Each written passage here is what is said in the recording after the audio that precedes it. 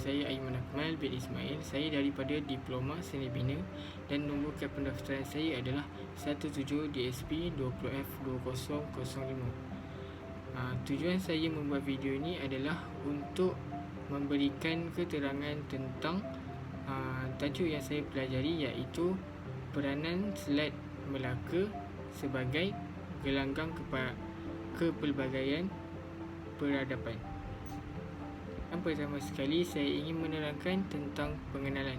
Secara ringkasnya, dari segi ekonomi, Selat Melaka merupakan salah satu jalur pelayaran terpenting di dunia dan ia sama pentingnya dengan terusan Suez dan terusan Panama.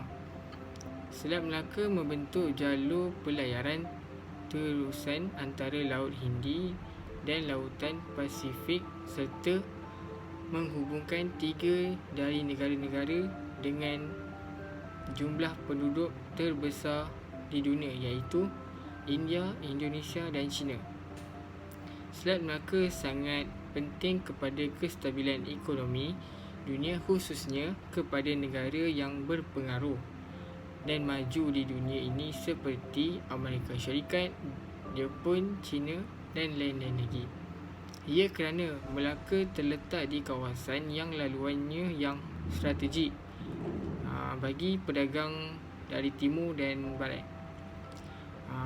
Pada zaman dahulu, Selat Melaka ini adalah antara tempat pelabuhan tumpuan di dunia, dan disebabkan itu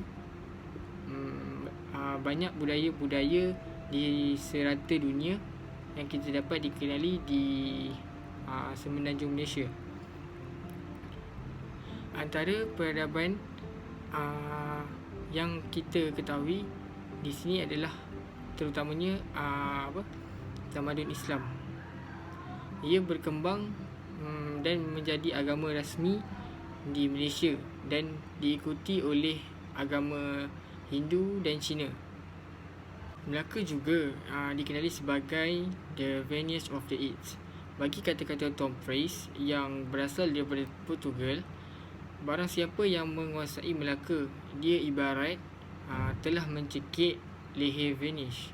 Untuk pengetahuan semua juga, Venice adalah salah satu bandar pelabuhan yang hebat dan berpengaruh di dunia pada zaman dahulu dan ia terletaknya di Itali. Mengapa Melaka boleh digelarkan atau dinamakan the Venice of the East dan boleh menggugat bandar Venice di Itali? Ia kerana pada zaman dahulu, Melaka di pentadbirannya telah dikawal oleh para mesuara, iaitu putera Raja Palembang yang berasal daripada Sriwijaya, dan mereka telah mewujudkan sebuah tempat perdagangan dan boleh dikatakan tempat perdagangan terpenting di Kepulauan Melayu pada zaman dahulu. Mereka telah mewujudkan dan membangunkan infrastruktur yang baik di Selat Melaka bagi pedagang-pedagang yang singgah di sana. Seterusnya, saya ingin menerangkan tentang perdagangan. Mengapa Melaka menjadi tumpuan bagi pedagang luar?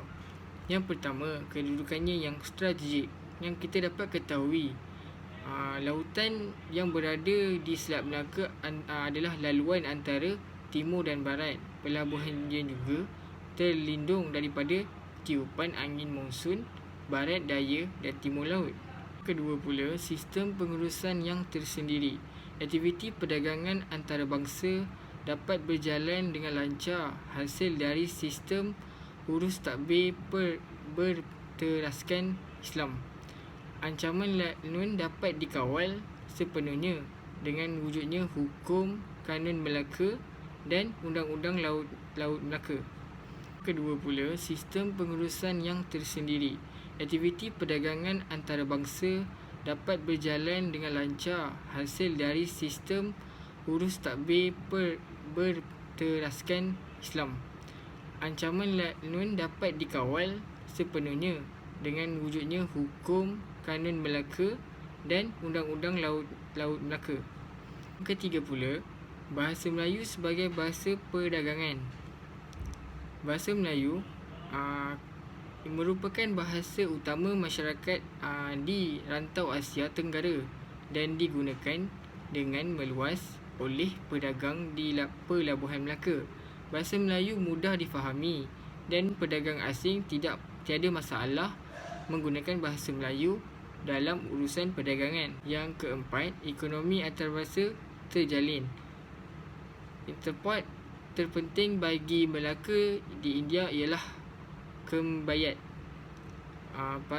Para pedagang dari timur tengah mengambil masa 18 bulan dari Laut Merah untuk sampai ke Melaka.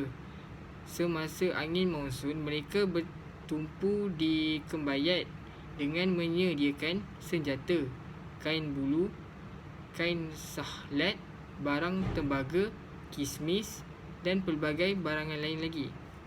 Akhir sekali, saya ingin menerangkan tentang kebudayaan yang berada di Selat Melaka. Yang kita ketahui, di Selat Melaka menjadi laluan maritim terpenting di dunia. Selat sepanjang kira-kira 800 km dan lebar 10 hingga 300 km itu menjadi sempadan lautan terpenting antara Sumatera dan Semenanjung. Di sini bermulalah penyebaran budaya-budaya di tanah Melayu kita, dan antara budaya yang terbesar di Malaysia yang kita kenali adalah Melayu, Cina dan India. Kebudayaan di Malaysia amatlah banyak dan kita boleh katakan negara kita ini boleh menerima antara satu sama lain dan bersifat demokrasi.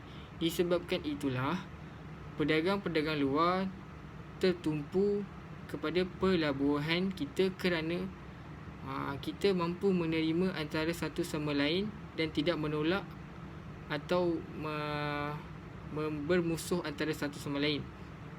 Sebabkan itulah Melaka menjadi salah satu tempat pelabuhan yang sangat penting dan berpengaruh di dunia. Sekian daripada saya. Saya berharap penerangan yang saya berikan ini sedikit sebanyak mampu menambahkan ilmu pengetahuan kita dan mengenali sejarah-sejarah di Malaysia ini. Sekian, terima kasih.